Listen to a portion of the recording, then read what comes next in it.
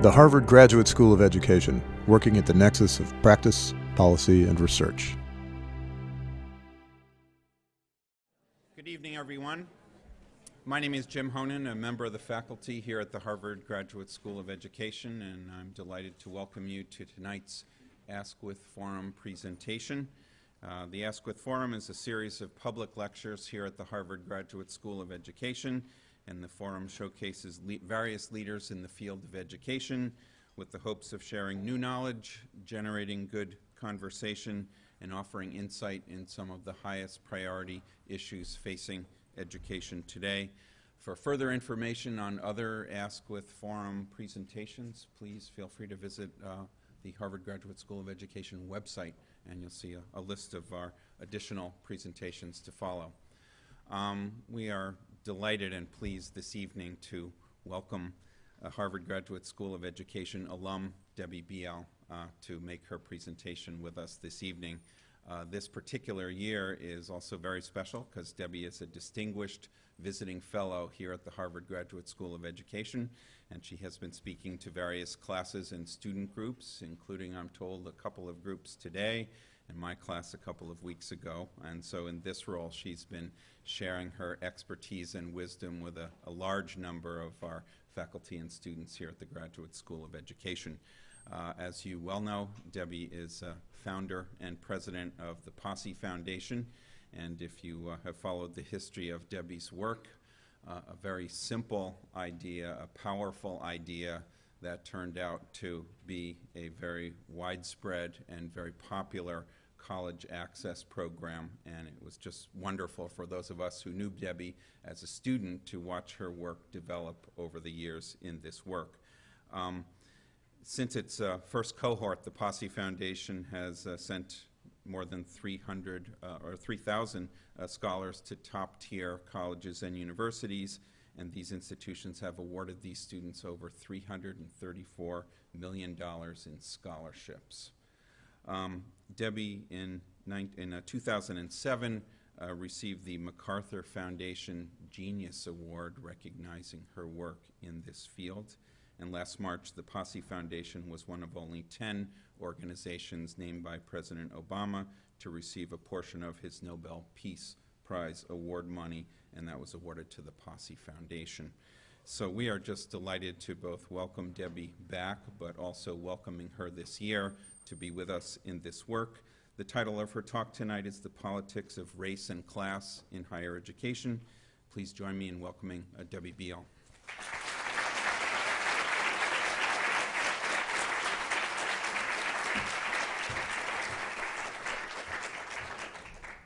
Thank you.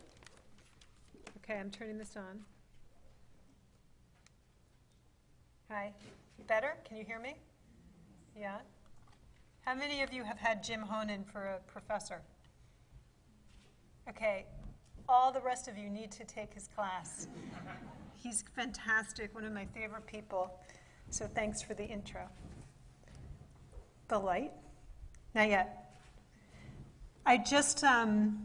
I'm excited to be here, and I thank you all for believing that this might be a little bit of an interesting lecture.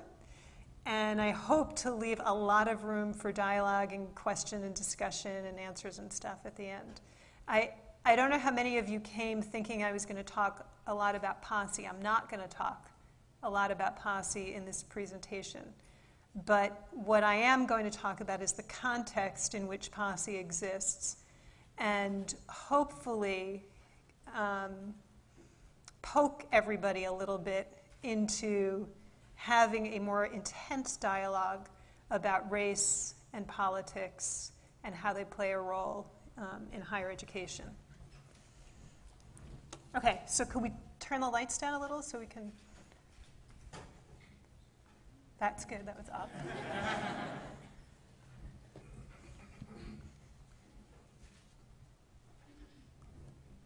What is SMART?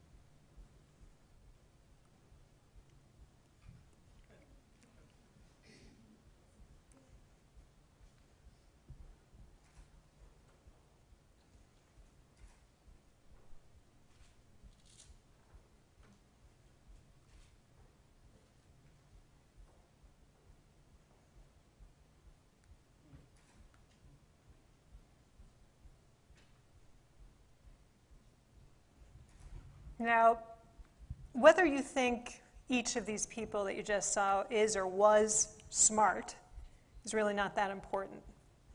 For sure, we know that each of these people was successful, wildly successful. A great scientist, the President of the United States, a multi-billionaire. Sorry, I'm trying. The most successful television talk show host of all time, a civil rights agitator, a Supreme Court justice, a movie star. We think smart connects to success. And this country pretty much believes that the way to success is through its educational system. And you have to be smart to get into the best schools, right? So here's what I'd like to present over the next few minutes. There are so many people who are smart, who have the ability to learn and understand, but who don't show up through the measures that we currently rely so heavily on to screen for college admission, especially at the most selective colleges and universities in this country, which we all know often best position their graduates for leadership positions in the workforce.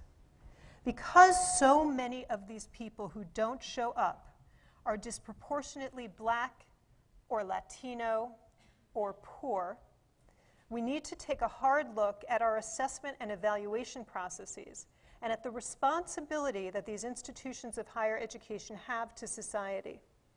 If we don't, we risk perpetuating a class system based on race. We all realize that a great education can be invaluable, and there are some schools that clearly are outstanding, right? Exeter, Stuyvesant, Roxbury Latin School at the secondary level, and then, at the higher ed level, Harvard, and some of these other schools are also good. But the politics of race and class come into play when we ask the following question. Who deserves to go to these schools? Who deserves it?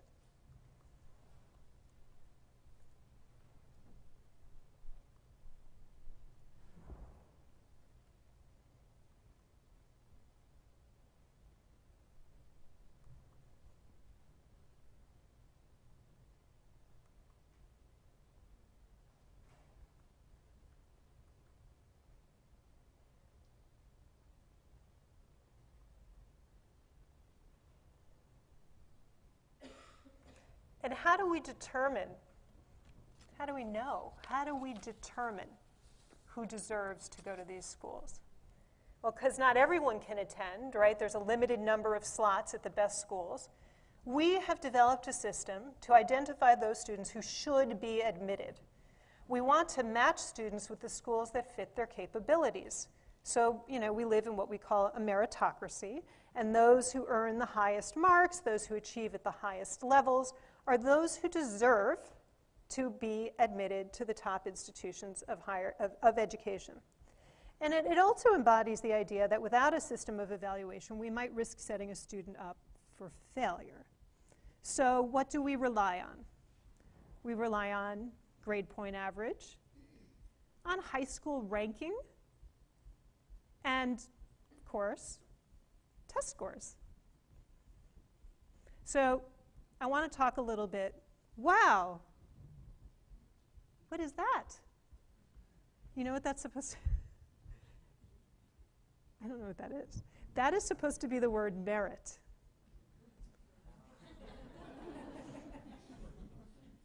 Let's hope that is the only slide. That's really weird.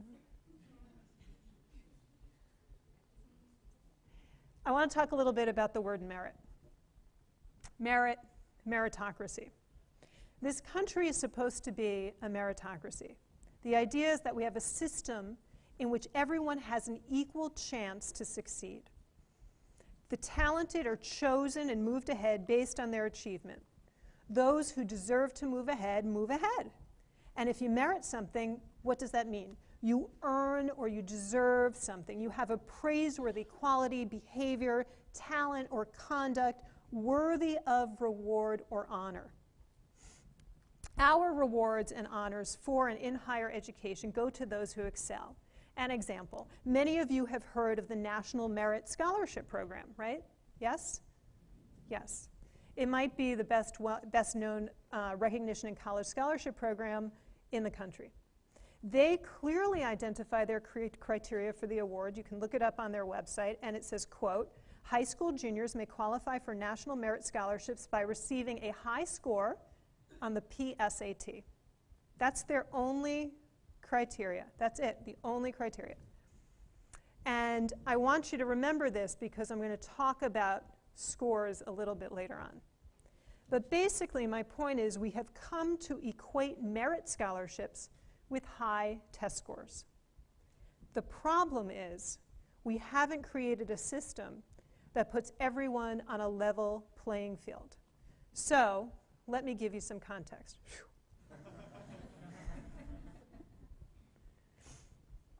This shows you the percentage of Americans living below poverty level by race. And you can see the discrepancy. 23% of Hispanics live below the poverty level. 25% of blacks. 9% of whites. 12% of Asians. These are unemployment rates by race. And we know things are bad right now in this country. These numbers may not even really accurately reflect what's going on. But blacks and Latinos are unemployed at much higher rates than whites. And then you look at what's happening with high schools.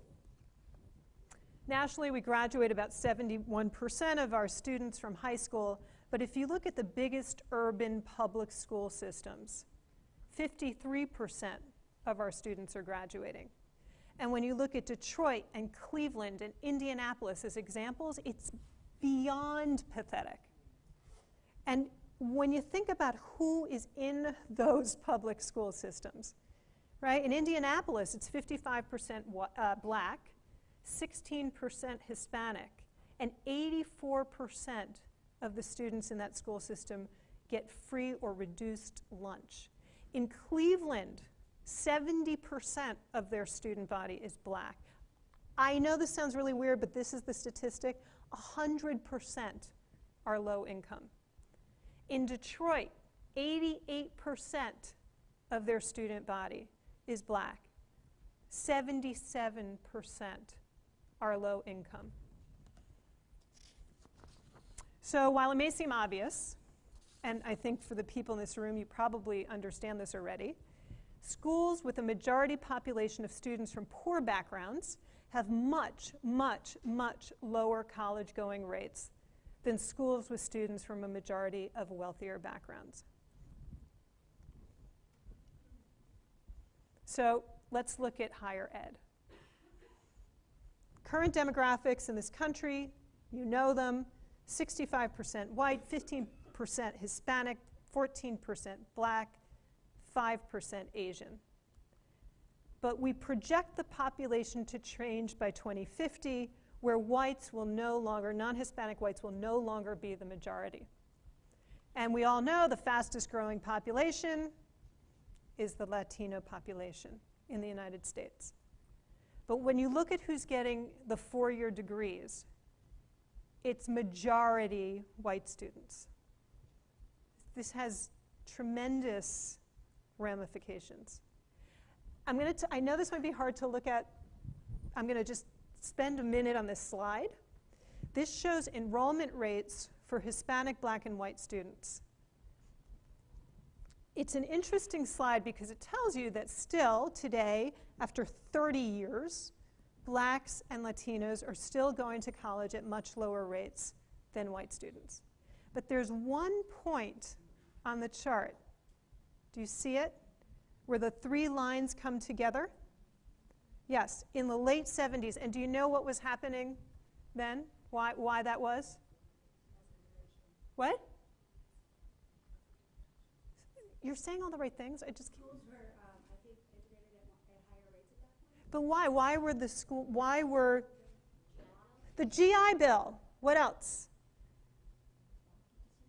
Right, affirmative action had kicked in, right? We had this big civil rights movement in this country, and affirmative action policies were kicking in. We had the Pell Grant happen then. All of these things converged, and guess what? I mean, it gives me chills. We had everyone going to college at the same rate. It has never happened again. We blew it. We blew that. And the backlash to affirmative action, the rising cost of college, all these things converged, and we can't seem to get it together. This shows you who's graduating from college. And for a long time, this country has been just talking about blacks. They brought in Latinos and whites. It used to just be black and white, but they started collecting data on Asian students. That's great. We often leave Asian students out of the dialogue. But you can see here that there are radical differences, radical gaps in graduation rates for blacks and Latino students at the bottom and whites and Asian students at the top. We're just nowhere near equity. So compounding this issue, remember we're looking at poverty, we're looking at school systems and who's dominant, right, is the cost of college. It has become this insanely expensive proposition. And when you look at the cost of college as a percentage of median family income, and this is over a period of the last 10 years basically, it really hasn't become much more expensive for people from the wealthiest backgrounds. But for people from the poorest backgrounds, it has become a bigger and bigger and bigger percentage of their family income. So it's almost impossible to think about affording college. So, okay, so who's graduating, right? Look at this statistic. 75% of young people from high SES families, from wealthier backgrounds graduate, compared to 9% of young people from poorer backgrounds. And so when you look at who's making up the percentage of the student bodies at the top institutions of higher education in the United States, 74% are coming from the top quartile income level in the United States.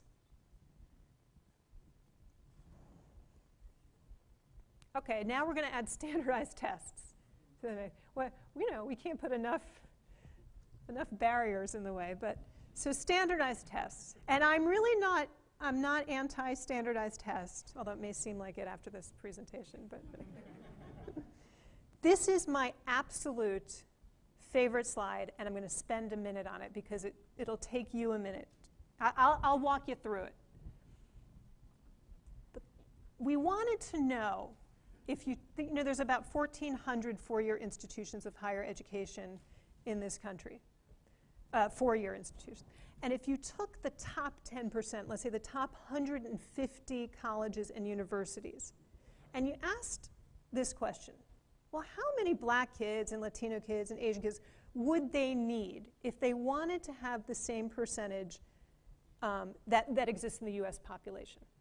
Well, on the left, it shows you that on the bottom, the black says you would need 48,239 black kids every year at the top 150 colleges if you wanted to represent the 14% of blacks that live in the US. Okay.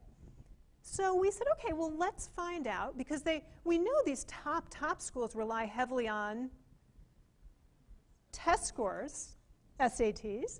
So we said, well, let's look at SATs. Let's see how many black kids last year scored, and we won't even be radical. We'll say 1,200 on their math and reading scores combined. We just did math and reading, or above, 1,200 or above. And we found that only 6,800 black kids scored 1,200 or above. So you need 48,000, but only 6,800 scored 1,200 or above. I'm just letting this sink in for a second. A side note, if you wanted to know how many of those 6,800 black kids were poor, 900 of them. And for those of you you know, in classes here at the Ed School, you know we've been having this discussion about financial aid and should we use class as a proxy for race and all that. Okay, same thing for Latino students. You need 61,568 Latino students if you want to represent the 15% that exists in the American population. But only 15,500 scored 1,200 or above.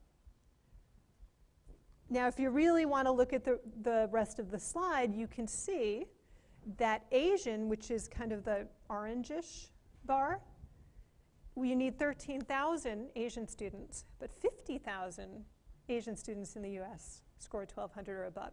But so you're seeing an issue. What's the issue? If our institutions of higher education, the selective institutions, rely too heavily on the SAT, for example, they're not going to achieve their diversity goals. They're just not. So here's what we end up with.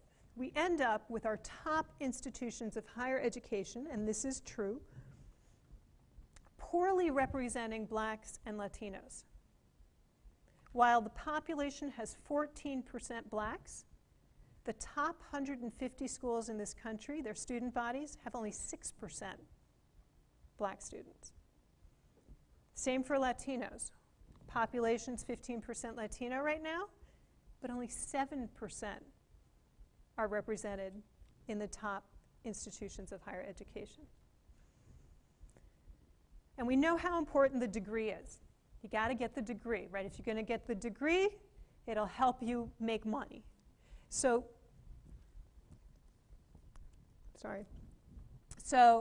we know that when you have less than a high school education, your median income will be $24,000.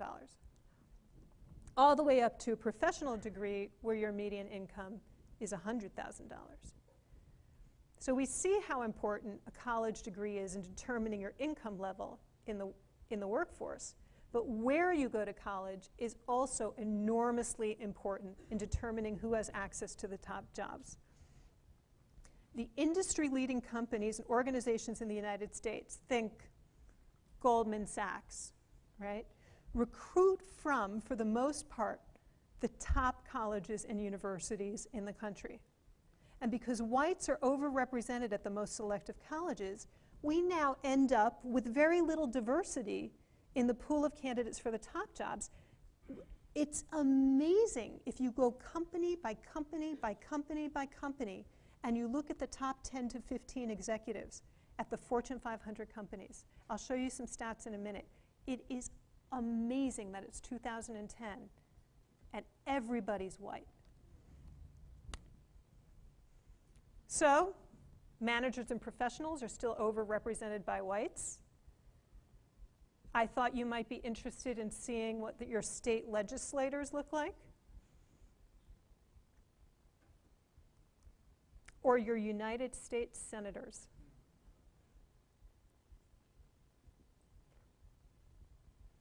Okay, here we are. This is not news. You probably know this. Of the 500 CEOs, 5 are black, 7 are Latino, 7 are Asian, 15 are women, and some of those overlap. But we thought it would be interesting to look beyond the CEOs at a broader group. And so we recently did an analysis of the race and gender of almost 800 top executives at 80 Fortune 500 companies. We were using the 7 cities that Posse exists in. And here's what we found. 91% are white. It's almost 800 people. These are the people leading huge companies with lots of power and influence. They're hiring people for incredible jobs. And this is the leadership. 2% black, 3% Latino, 4% Asian. And by the way, only 17% are women.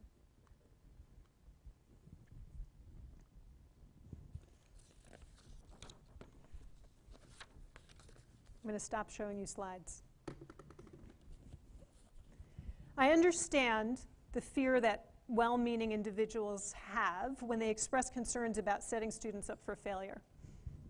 But just because we're failing our students so abominably in our K through 12 system doesn't mean that we also have to punish them by keeping them from future opportunity. Who are we really setting up for failure? We're setting the nation up for failure. What we need is to recognize talent and intelligence and potential for success even in the most under-resourced environments. We need to find the smart, the talented, the ambitious in every school. And these kids exist. I know they exist. Because for the past 21 years, I've been watching these very young people succeed.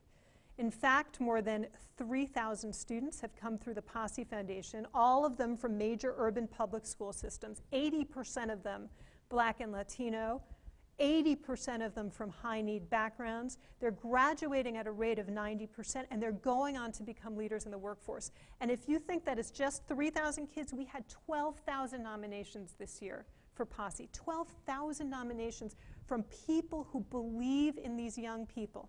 And these are the young people that are not getting connected to the opportunity. I want to give you a few examples. Shirley, Posse scholar, grew up in Brooklyn. She's Dominican. Her dad drove a taxi cab. Her mom was a secretary. She scored a combined 800 on her SAT. She became one of the first Posse scholars, went to Vanderbilt University, graduated with honors, got her doctorate in clinical psychology from Duke University, and she is now the dean of the college at Middlebury in Vermont. I could keep going.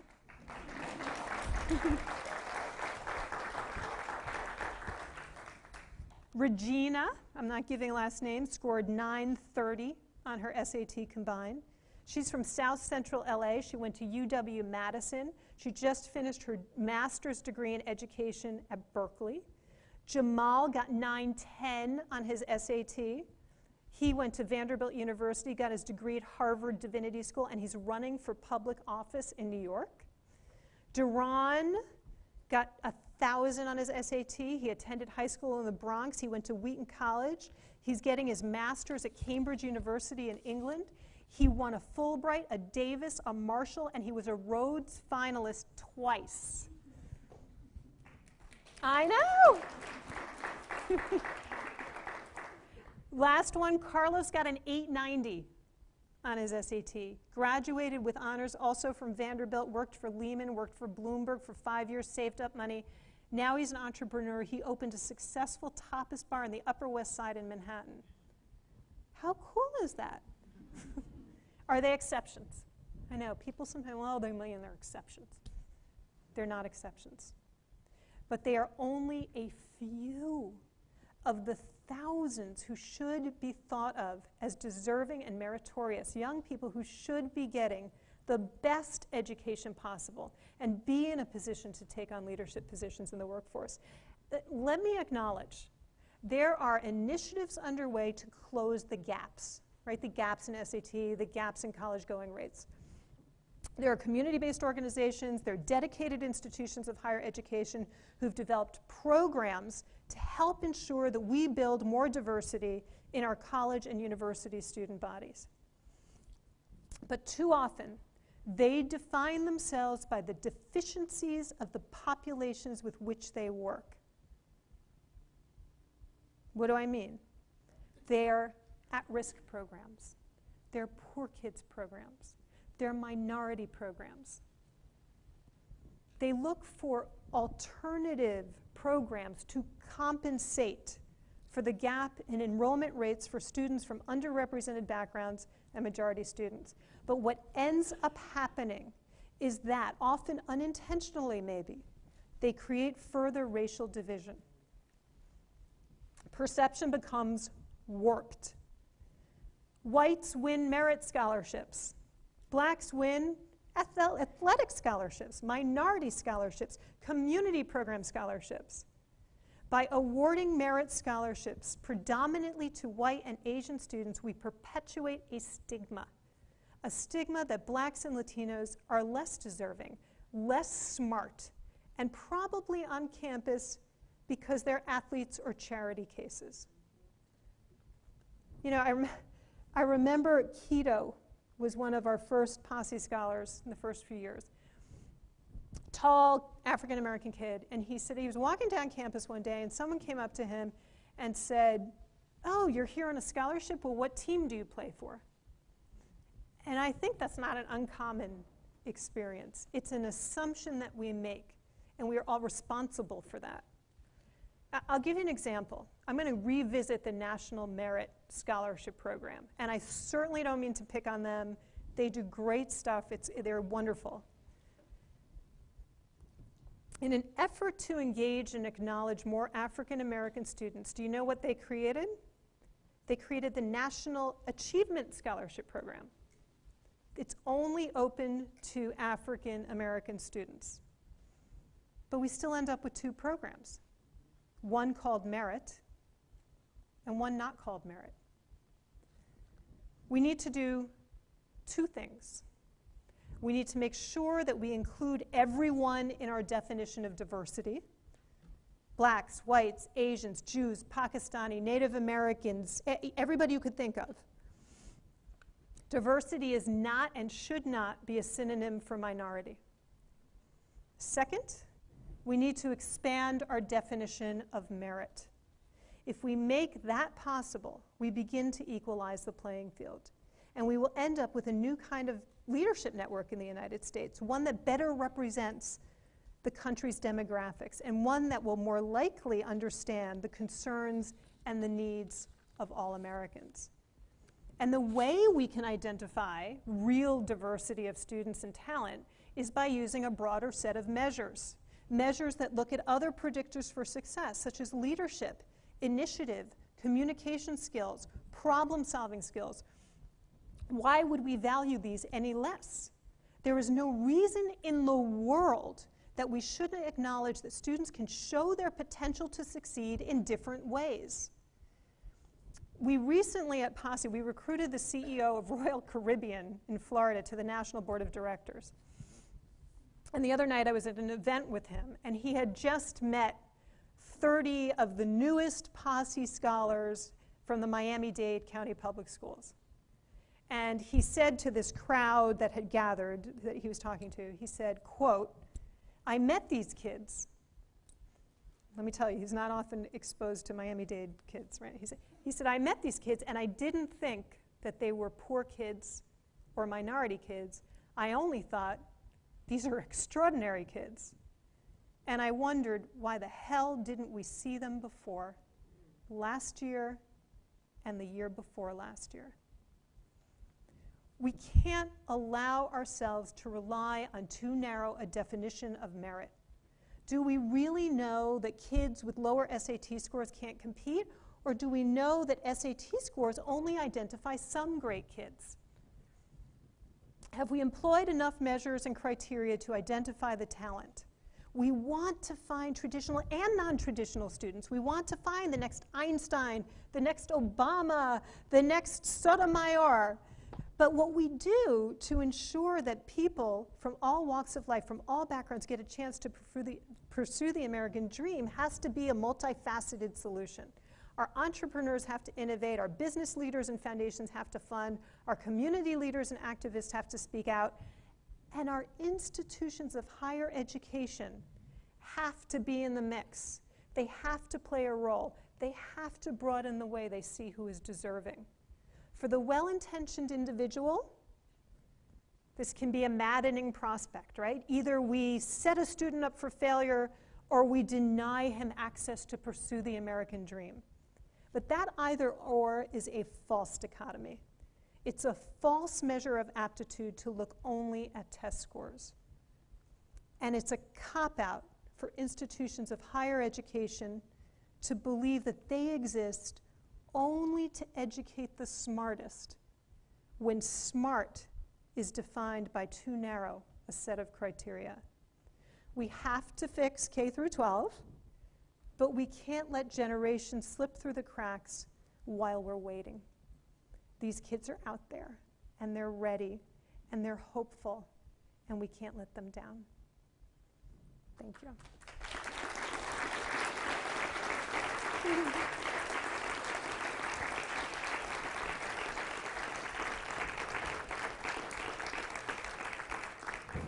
Can we put lights on? We thought people might want to yell at me or talk or ask questions or talk to each other. And so does anybody want to make a comment or say something from your experience or ask a question? Yep. And there are mics if you want them.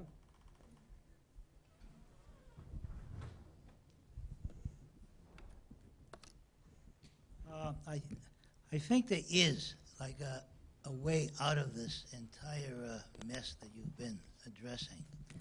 And we have some experience with it. And it's not all that radical anymore.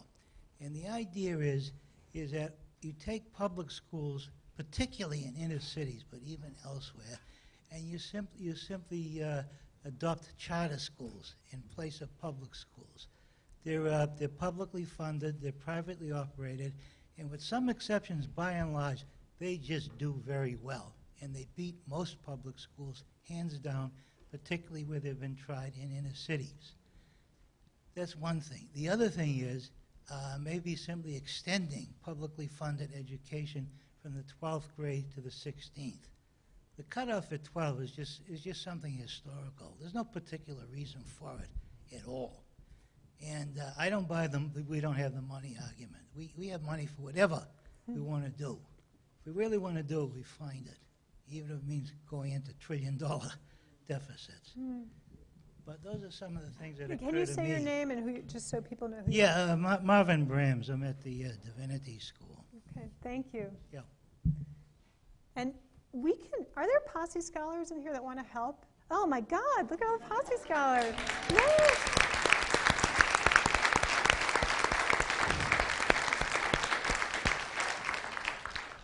You guys, it may be awkward to come up to a mic. We can also pass the mics around, but. Hi, my name's Lynette Correa, and your last comment was there's kids out there, and I'm one of those kids that's in here. I didn't have the fortune of being a Posse scholar, but what I will say is that on both sides of my family, they had my great-grandparents, my grandparents had less than a 5th grade education. My mother and my father, respectively, had an 8th grade and 11th grade education. I'm the first of 4, and all 4 of my siblings graduated high school. 2 of us went to college. 1 of us is in a master's program right now, and I myself, I'm a serial social entrepreneur, and I employ others. Love it. Thank you. And what's interesting is that I was in an alumni association meeting and board of trustees meeting at Lesley University. That's where I ended up. I graduated from O'Brien High School. I have an O'Brien High School alum peer here, Shella, who is going to hopefully apply for the EDD program here. And what was interesting, they asked us, what has kept you connected to the Lesley University campus? And one of the things I had mentioned was I want to continue to make sure that this particular campus gives people a chance that are not only the first in their family to graduate from high school, but the first in their family to graduate with a college degree. Yeah. Because their motto is, let's wake up the world, and guess what? It's going to take all sorts of people to wake up the world. Totally agree. Thank you. Thank you. Hi, my name is Sarah Kratzak. I'm an alum of the Ed School. I graduated from the master's program in higher ed last year, and I'm currently working as a college counselor at a charter school in Roxbury.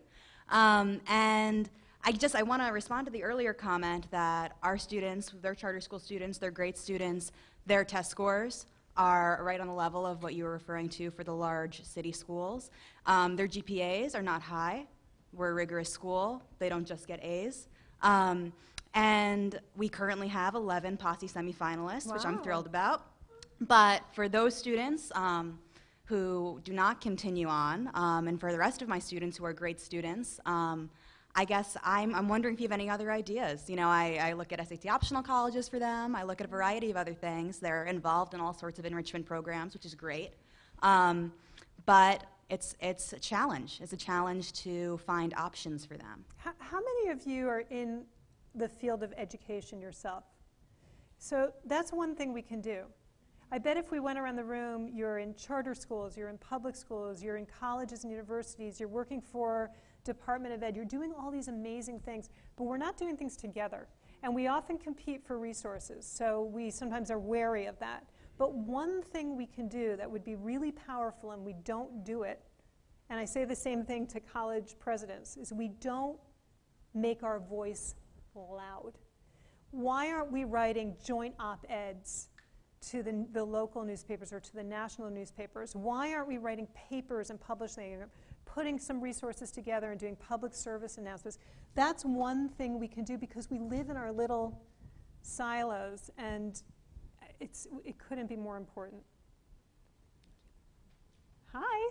Hey, I'm Mark Sterling. I'm a Posse scholar at BU. Where are you from? I'm from Atlanta, Georgia.